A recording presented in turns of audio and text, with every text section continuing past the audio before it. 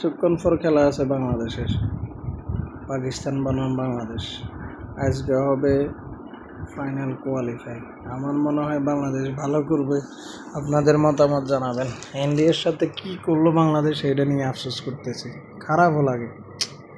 খেলার easy match ঠিক আছে, মাঝে মাঝে দেশ তো আমার কি করবো, মাঝে মাঝে মাঝে মনে হয় দেশ তো সাপোর্ট করি, আলাদা করে আলাদা ঘন্টা ধরে গাইলিতে মন চায় মাঝে মাঝে।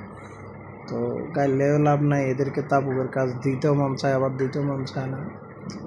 তারপরেও নিজের দেশ সাপোর্ট তো করতে হবে, ভালোবাসার দেশ, এই জন্য নিজের দেশটারে সাপোর্ট করাটাই ভালো। হারলেও বাংলাদেশ, জিতলেও বাংলাদেশ, মাঝে দিয়ে গালিগালাজ করি, এটি খায় আর তারা আবেগ নিয়ে খেলাধুলা করে আমাদের, এই জন্য সমস্যা।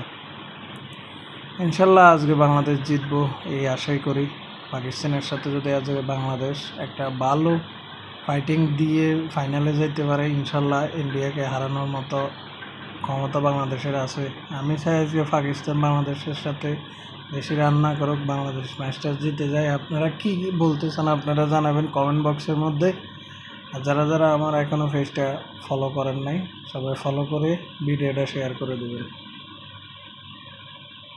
আশা করি ইনশাল্লাহ বাংলাদেশ আজকে জিতবো, এই আশাই কামনা করি। আল্লাহ হাফিজ।